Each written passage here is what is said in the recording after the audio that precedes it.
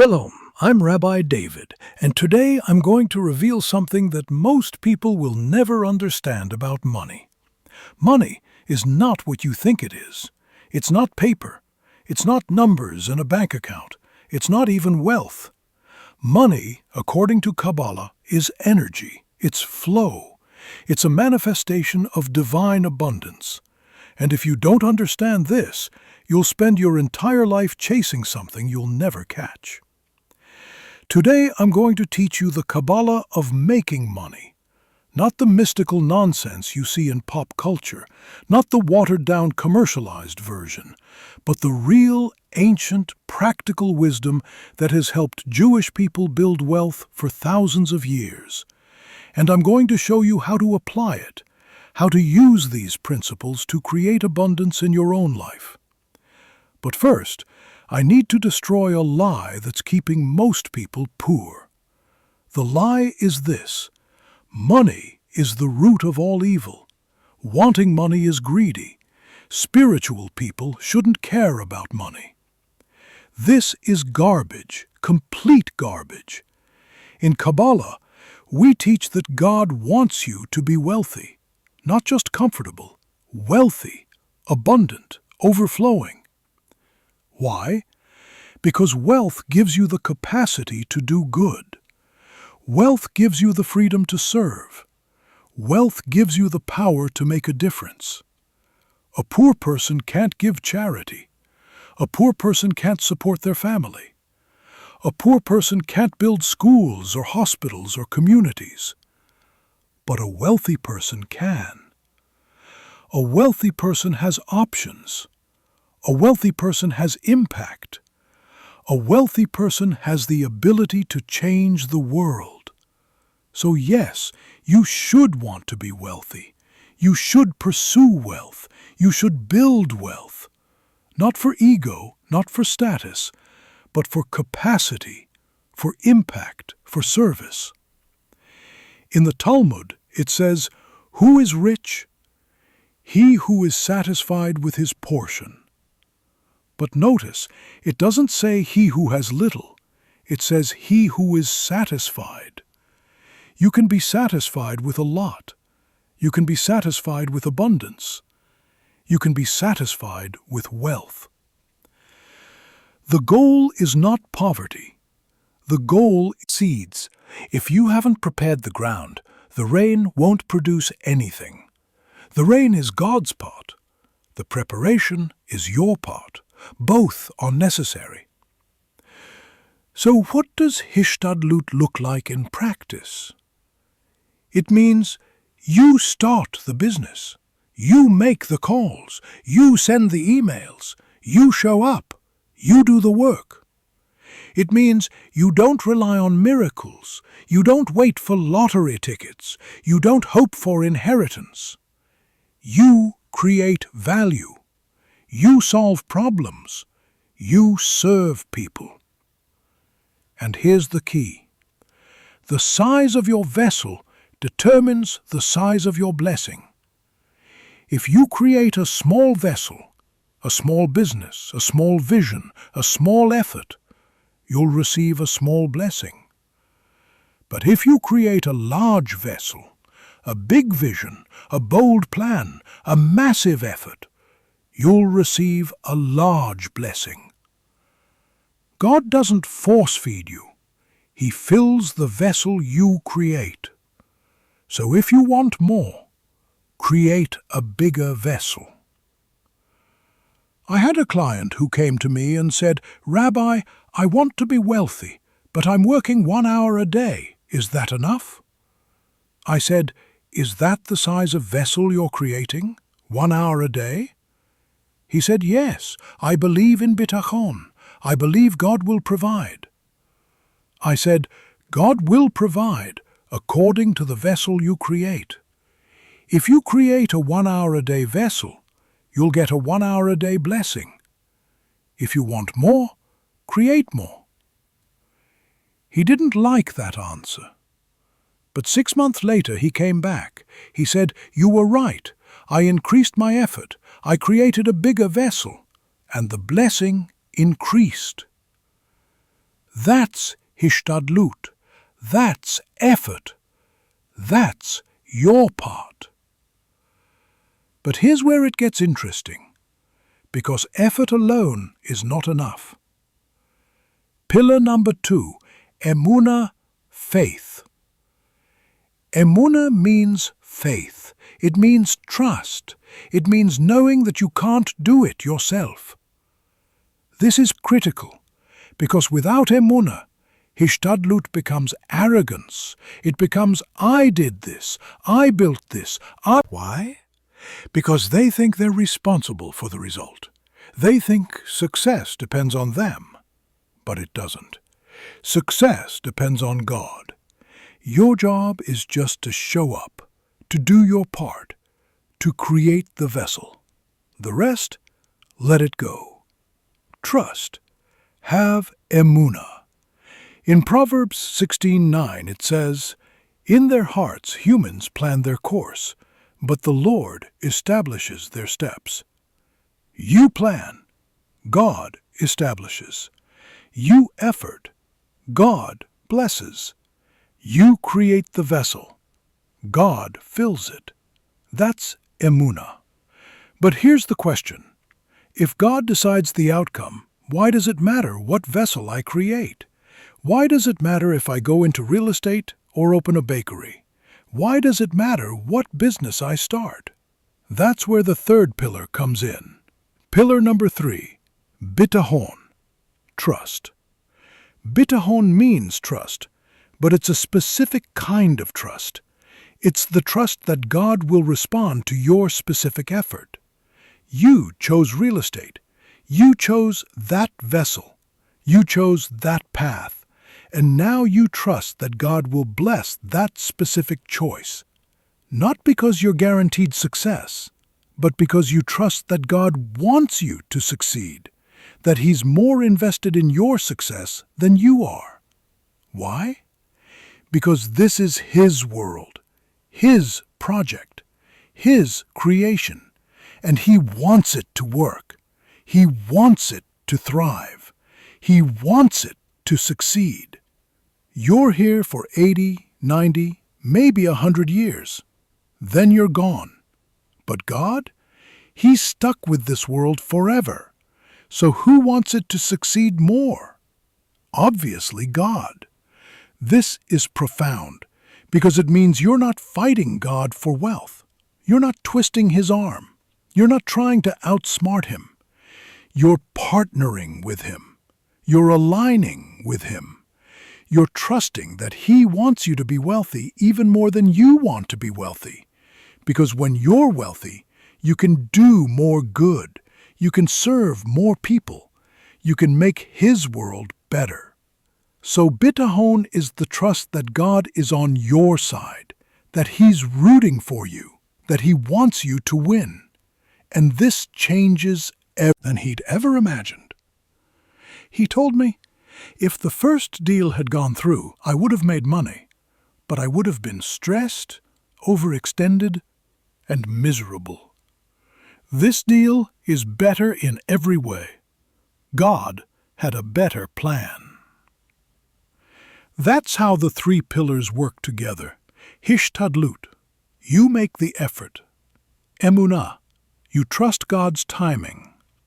Bitahon, you trust that God will bless your specific path. Now let me teach you 3 Kabbalistic secrets about money that most people don't know. Secret number 1. Money flows to those who create space for it. In Kabbalah, there's a famous story. A woman's husband dies, leaving her with massive debts. She has nothing left except an empty oil pitcher. The prophet Elisha tells her, "Go borrow empty vessels from all your neighbors, as many as you can. Then pour oil from your pitcher into the empty vessels." She does. And miraculously, the oil keeps flowing. It fills every vessel. And when all the vessels are full, she asks her son for another vessel. He says, "We don't have any more vessels." And immediately, the oil stops flowing. The lesson? The oil didn't stop because the vessels were full. The oil stopped because she said, "We don't have any more vessels."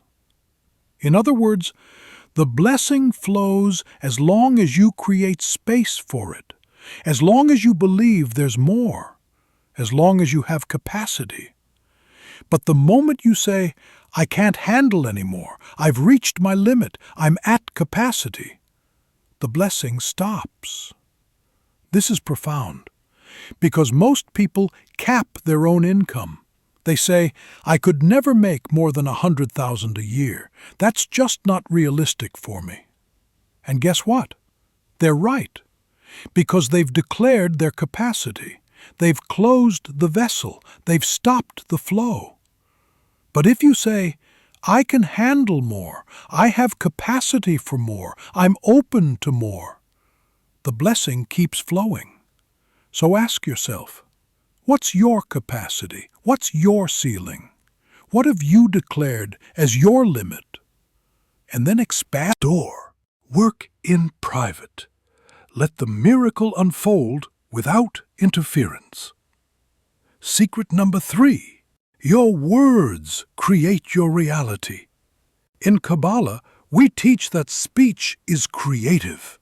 Words have power. What you say shapes what you experience. In the oil story, the blessing stopped the moment the woman said, "We don't have any more vessels." Her words stopped the flow. Her declaration ended the miracle. This is why you have to be so careful with your words. If you say, "I'm broke, I'm struggling, I can't make money," you're creating that reality. But if you say, "I'm abundant, I'm blessed, money flows to me easily," you're creating that reality. I'm not talking about toxic positivity. I'm not talking about denying reality. I'm talking about speaking from faith instead of fear, speaking from possibility instead of limitation. In Genesis, God creates the world with words. "Let there be light," and there was light. You're made in God's image. Your words also create, so choose them carefully. Now let me address the balance, because this is where most people get confused. How much effort is enough? How much is too much? In Kabbalah, we teach that you should work enough to create a comfortable existence, but not so much that you have no time for meaning. If you're working 22 hours a day to make money, when are you living? When are you serving? When are you creating meaning? Your existence should serve your purpose, not the other way around. I had a client who was making $2 million a year, but he was working 80 hours a week. He had no time for his family, no time for his health, no time for his soul. I asked him, "Why are you doing this?" He said, "To provide for my family." I said, "But you're never with your family, so who are you providing for?" He realized he was building an existence with no life in it. He was creating wealth with no purpose. So we restructured. He cut his hours to 50 a week. His income dropped to 1.5 million, but he gained his life back. He gained his family. About creating space for blessing. It's about using wealth for purpose. When you understand this, money stops being a struggle. It stops being a source of stress. It stops being something you chase. Instead, it becomes flow.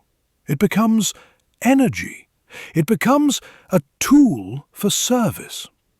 You make the effort.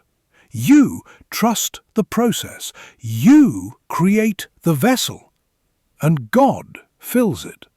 Not because you deserve it, but because He wants His world to thrive. And when you're wealthy, when you're abundant, when you're overflowing, you use that wealth to make the world better, to serve people, to create meaning, to build legacy. That's the Kabbalah of making money. That's the secret. That's the path. In the comments below, tell me, which pillar do you need to focus on? Hishtadlut, Emunah, or Bitachon? And if this video opened your eyes to a new way of thinking about money, subscribe to this channel. Next week, I'm going to teach you the Kabbalistic practice of tzedakah and how giving actually increases your wealth. Remember what Deuteronomy 8:18 says. But remember the Lord your God, for it is He who gives you the ability to produce wealth. The ability is yours. The blessing is His. Partner with Him. Create the vessel. Trust the process, and watch the abundance flow. Shalom, and until next time. You go, I need to tell you one more Kabbalistic principle that ties everything together. It's called Yagati velo matzati al ta'amin. I toiled but did not find success. Do not believe it. This is a promise from the Talmud, a guarantee. It says, no genuine effort is ever wasted. If you put in real effort, sincere effort, honest effort, something will come from it. Maybe not what you expected, maybe not when you expected, maybe not how you expected, but something will. That's the principle. No effort is wasted. Even failure is productive. Even loss is gain. Because you're learning. You're growing. You're becoming. So don't be afraid to try. Don't be afraid to fail. Don't be afraid to put in effort that might not produce immediate results. Because in the Kabbalistic view, there are no failures, only lessons, only growth, only preparation for the next level. Now, let me give you one final story, a story that illustrates all three pillars perfectly. There was a man in Poland who came to his Rebbe every year asking for a blessing to be rich. He had a horse and a wagon. He made deliveries, but he never had enough money. Every year, the same request, Rebbe, bless me to be rich. And every year, nothing changed. One year he came to the Rebbe and said, Rebbe, now I'm really in trouble. My horse died. I have no way to make a living. I need a miracle. The Rebbe said, go to the market, sell your wagon, use the money to buy merchandise, become a merchant. The man said, but Rebbe, I'm a wagon driver. I don't know how to be a merchant. The Rebbe said, learn, try, make the effort. So the man sold his wagon. He bought merchandise. He became a merchant. And within a year he was wealthy, truly wealthy. He came back to the Rebbe and said, Rebbe, thank you. Your blessing finally worked. The Rebbe smiled and said, my blessing was always working. But you were asking to be a rich wagon driver, and there's no such thing. God wanted you to be a rich merchant. But you had to let go of the wagon first. This story contains everything. Hishtadlut. The man had to make the effort. He had to sell the wagon, buy the merchandise, learn a new trade, do the work. Emunah. He had to trust that God's plan was better than his plan, that becoming a merchant was the path, even though it wasn't what he expected. Bitachon. He had to trust that God wanted him to be wealthy, that the blessing was always there. He just needed you a merchant empire. Stop limiting God. Stop limiting yourself. Create the vessel. Make the effort. Trust the process and watch what happens. In Malachi 3:10, God says, Bring the whole tithe into the storehouse, that there may be food in my house. Test me in this, and see if I will not throw open the floodgates of heaven and pour out so much blessing that there will not be room enough to store it. Test me, God says. Create the vessel. Make the effort. Give generously. Trust fully. And I will pour out blessing. So much blessing that you won't have room for it. That's the Kabbalah of making money. That's the promise. That's the path. Create the vessel. Trust the source. Use the blessing for good, and become the conduit of divine abundance that you were always meant to be. Shalom. And until next time.